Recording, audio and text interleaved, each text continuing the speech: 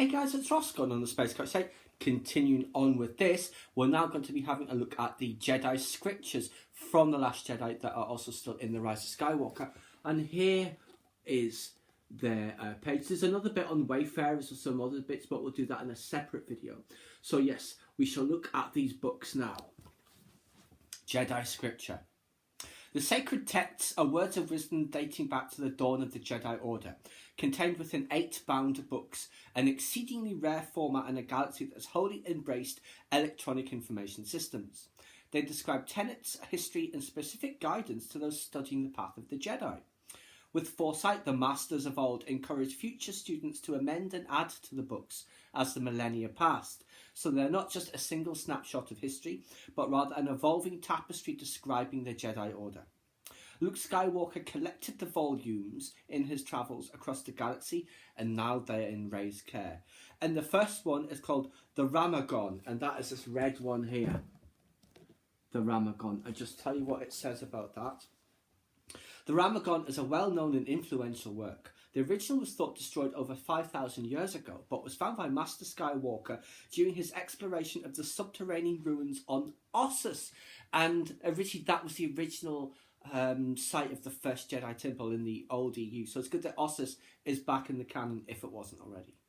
It collects 4 varied and conflicting origin stories for the cosmos and the Force, and the precepts derived from those tales.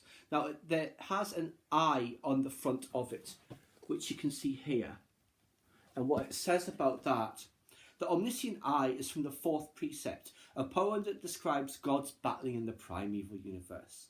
And the red cover, which obviously you can see it's a red cover, it says, cover is clay, in inverted commas, pressed from reddish interstellar gases found in the unknown regions. Now, you also see this here of the books. I shall just read this bit of text here for you. Hidden depths. Separating myth from history often proves difficult in the ancient language of Jedi scripture, which leans heavily on metaphor. This page from the text describes the Force as a twisted ribbon lining the perimeter of all reality. Transit to any point across the cosmos is made possible by traversing this path through the netherworld of unbeing. Now, there's a bit about Rey's library, generally. It was Luke Skywalker's conviction that the library on Ahch-To should be destroyed, as the Jedi Order had been locked in a ruinous cycle of galactic upheaval since its very inception. Rey, perhaps driven by her innate scavenger instincts, left with the books before they could be burned, hiding them aboard the Millennium Falcon without her master's knowledge. Though she recognises the truth of the Force lies not within these pages, she nonetheless values their place in history and loses hours to fascinating readings on esoteric Force techniques and meditative practices. Rey keeps the books on a shelf in her workshop on Adjan Kloss, contained within the active field of a dehumidic coil to prevent the moisture of the rainforest air from damaging the ancient pages.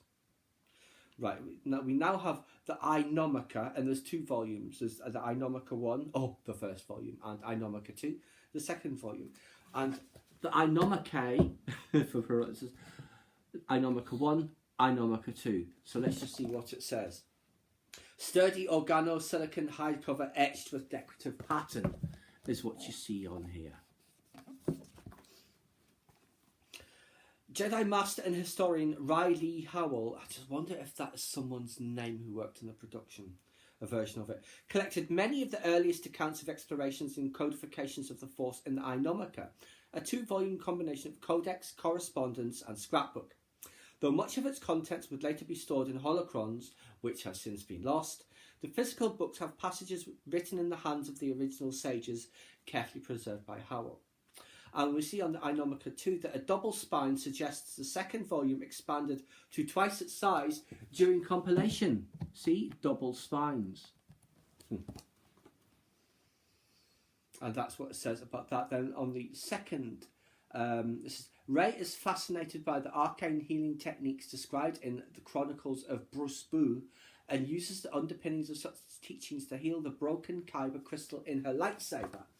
That's what's going on in this picture here. You see her, she's reading or whatever. And we never got to see the lightsaber getting repaired. It's just a thing that happened along with so many other things that happened off screen. Deciphering ancient wisdom.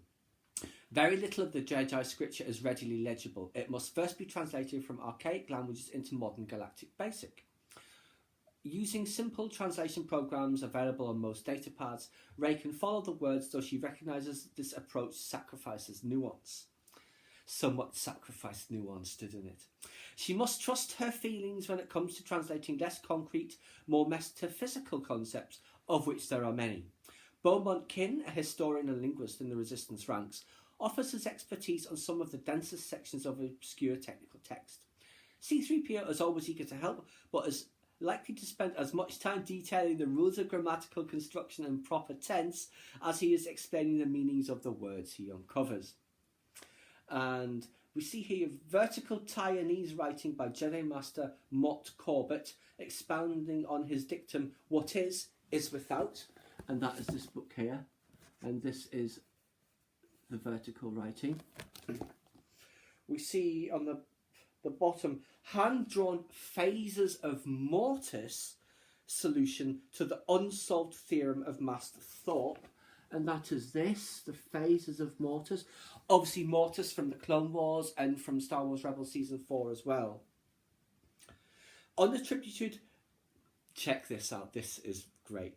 Unattributed visualization of the chain worlds theorem, also known as the world between worlds, or Virgin's scatter. Again, world between worlds.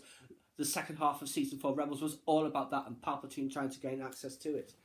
And we see that here. The world between worlds. So I'm glad that that has made an entrance in here. The unsolved Thorpe theorem, a hyperspace plotting conundrum posed to Padawan learners. And that is this that is going on here. A description of notable beasts of Tython, and I'm sure that was another ancient Jedi world as well. Correct me if I'm wrong, but I've heard that before. I'm sure it was in that context. And that's this text here. Markers and notes from Jedi librarians across the centuries. Obviously that's this. Worn edges from millennia of use. Here. Annotations added by later authors, in this case Jedi Master Odan. And those are his notes here, for instance. And then we've just got a little bit more. The sturdiest of the 8 books have pages made of Uneti pulp, which come from force-sensitive Uneti trees, and that's the one that gets burned on Acto. This has preserved them for over 1,000 generations. Rey has had R2-D2 scan and store the scripture in his memory core for future safekeeping. A rumoured 3rd volume of the Ainomica was the subject of a forgery scandal 300 years prior to the fall of the Jedi Order. And there you go. That is just what it says about the Jedi Library. There wasn't time, of course, for any or much of that in the Last Jedi's Visual Dictionary. I will have to have a glance at that, see if there's anything other than just pictures of it.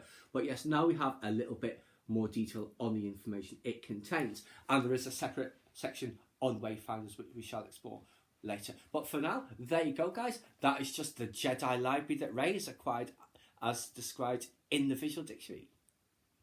Please subscribe to my channel if you enjoyed this content. Leave me a comment or suggestion for an upcoming topic you'd like to see discussed, or like the video.